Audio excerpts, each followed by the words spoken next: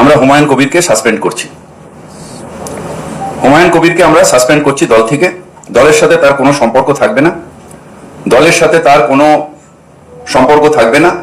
তার কারণ যারা ধর্ম নিয়ে রাজনীতি করে, ডিভিশনাল পলিটিক্স করে, মানে ধর্ম নিয়ে মানে ডিভিশন ভাগ করার চেষ্টা করে, তাদের সাথে দল কোনো সম্পর্ক রাখবে না।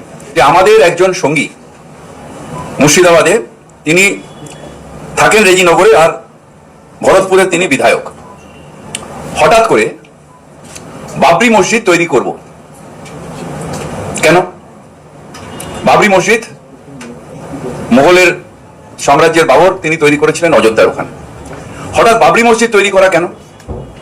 বাংলায় কেউ মসজিদ তৈরি করুক, কেউ মন্দির তৈরি করুক, নিজের টাকায় তৈরি করুক, আমাদের কোনো আপত্তি নেই।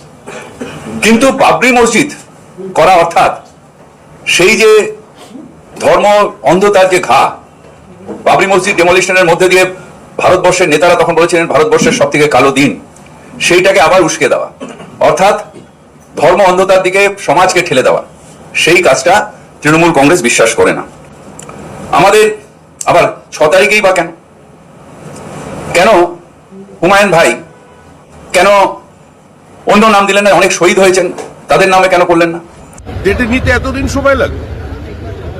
আর যখন তিনি বলেছিলেন যেখানে হিন্দুরা 30% আমরা 70% যখন চাইব তখন কেটে ভাগীরথীতে ভাসিয়ে দেব, তখন মুখ্যমন্ত্রী চুপ ছিলেন কেন?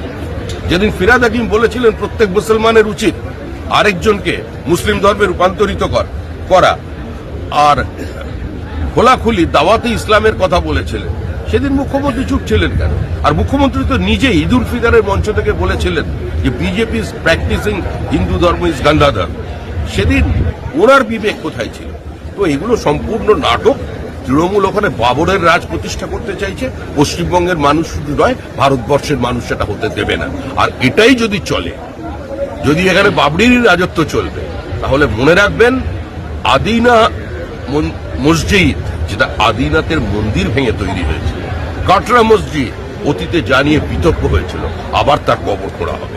সেটা আমার মনে হয় না কোনো সুস্থ সমাজ সেটা কাছে সেটা কাম।